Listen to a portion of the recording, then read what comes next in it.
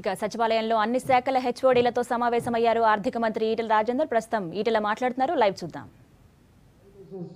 ఉన్నట్టుగా తేలింది. గతంలో ట్రెజరీ డిపార్ట్మెంట్లో నల్లగొండలో అక్రమాలు జరిగితే ఎట్లయితే మేము మొట్టమొదటిసారిగా అరెస్ట్ చేసి జైలుకు పంపించడం జరిగిందో, వీటిలలో కూడా ఈ స్థానిక సంస్థలు కానీ కార్పొరేషన్లు కానీ జడ్పీలలో కానీ విశ్వవిద్యాలయాలు కానీ అక్రమాలకు పాల్పడ్డ వాళ్ళ మీద తప్పకుండా చర్యలు కొనసాగుతాయి.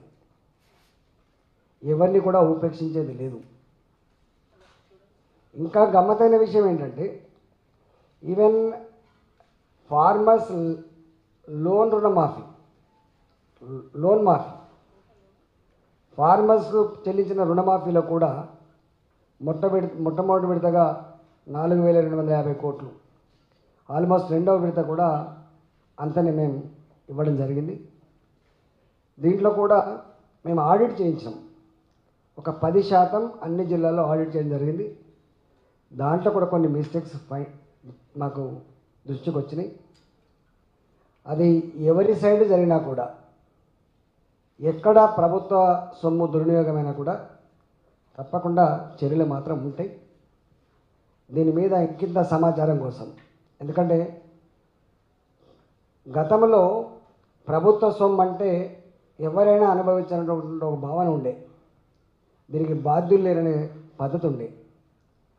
కానీ ప్రభుత్వ సొమ్ము అంటే ప్రజల సొమ్ముగా మేము భావిస్తూ ఉన్నాం, ప్రజల చెమట పైసలుగా మేము భావిస్తూ ఉన్నాం. మా కర్తవ్యం, మా బాధ్యత దాన్ని సవ్యంగా సరి అయిన పద్ధతిలో ఖర్చు పెట్టడమే మా ధర్మం, మా కర్తవ్యం.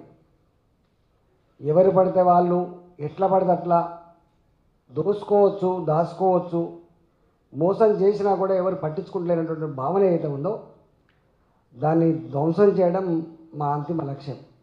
ఎట్టి పరిస్థితులలో కూడా, ఇవాళ మాకు చాలా సమాచారం వచ్చింది, ఎట్టి పరిస్థితులలో కూడా మేము వదిలిపెట్టే ప్రసక్తి లేదు. ఎట్లయితే మేము సివిల్ సప్లైస్లో కొంత పురోగతి సాధించినామో, ఫైనాన్స్ విషయంలో కూడా ఇలా తప్పకుండా కొంత పురోగతి ఉండే ఆస్కారం ఉంది.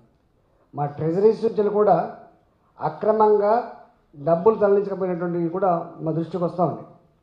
అది అమౌంట్స్ ఎంత అనేది కాదు, కానీ తాత జాగీర్లాగా చట్టాన్ని కళ్ళు కప్పి సిస్టమ్ ఉండంగానే మోసం చేయవచ్చు అనే భావన ఇప్పటిదాకా ఏదైతే రాజ్యం వెళ్ళిందో వాటిని కూడా కొంత ఐడెంటిఫై చేసుకున్నాం. ట్రెజరీస్ నుంచి కూడా ఇట్లాంటి అక్రమంగా తల్లిపోయే డబ్బుల గురించి కూడా మేము డీప్గా చర్చించుకొని తప్పకుండా దాని మీద యాక్షన్ చేపడతాం.